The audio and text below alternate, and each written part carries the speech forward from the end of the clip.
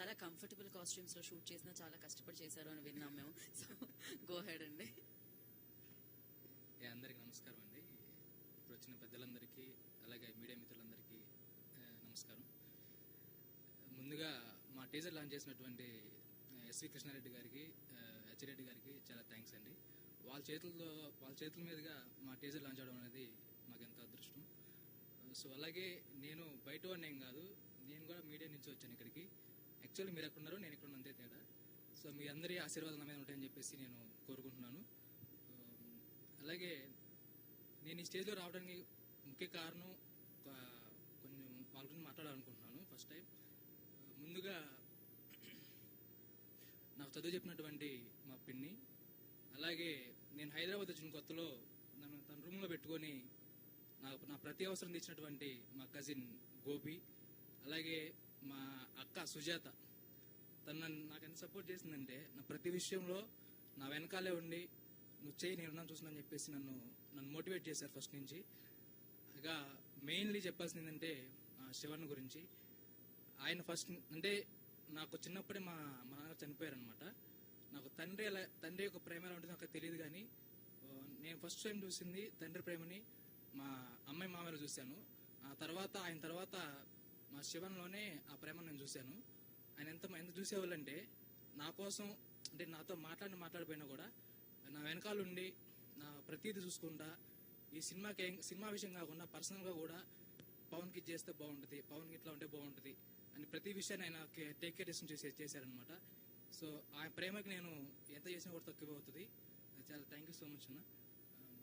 ఇక coming to cinema విషయానికి వచ్చేస్తే, ఈ సినిమా ఫస్ట్ రాయల్ స్టోరీ చెప్పగానే నాకు కొత్తగా అనిపించి ఓకే బాగుంది, ఈ సినిమా చేయడం వల్ల నాకు కొంచెం మైలేజ్ ఉంటుంది. సినిమా కొన్ని వేరియేషన్స్ ఉన్నాయి, అంటే అన్ని వేరియేషన్స్ అంటే ఎమోషను, లవ్ ప్లస్ యాక్టింగ్ బాగా స్కోప్ ఉన్న క్యారెక్టర్ కాబట్టి చేద్దాం అనుకున్నాను.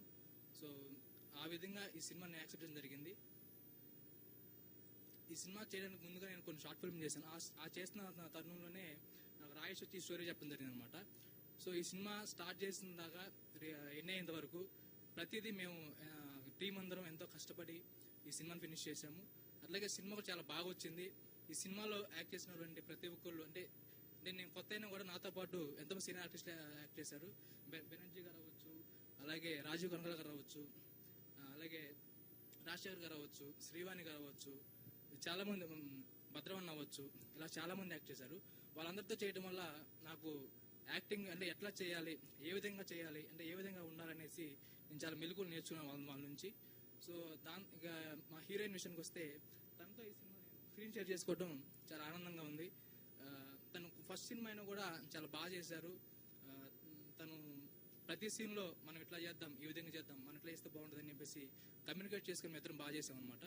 సో ఇక ఈ సినిమా మ్యూజిక్ విషయానికి వచ్చేస్తే, మార్కస్ గారు చాలా బాగా మ్యూజిక్ అందించారు. టీజర్ మీరు చూసారు కాబట్టి మీకు అర్థమైంటుంది వాటికి మ్యూజిక్ ఎట్లా ఉందనేది. అలాగే విఎఫ్ఎక్స్ అందించిన పవన్ గారు కూడా చాలా బాగా చేశారు. సినిమా చూస్తే మీకు విఎఫ్ఎక్స్ని ఈ రేంజ్లో ఉంటాయని చెప్పి మీరు ఊహించరు. చిన్న సినిమా అయినా కూడా ఆయన చాలా బాగా విఎఫ్ఎక్స్ అందించారనమాట. సో ఇంకా డిఓపి అరవింద్ గారు కూడా చాలా బాగా ఈ సినిమాను షూట్ చేశారు. ఇంకొకరు శైలజ గారికి ఈ విధంగా ఈ స్టేజ్ విధంగా మేము థ్యాంక్స్ చెప్పుకుంటున్నాను. సో ఇంకొక పర్సన్ కృష్ణకాంత్ ఉన్నారు, అతను కూడా ఈ సినిమాకి కొంచెం వర్క్ చేశారు. అతను కూడా ఈ స్టేజ్ మీద థ్యాంక్స్ చెప్తున్నాను. సో మీ అందరికీ ఈ సినిమా నచ్చుతుందని చెప్పి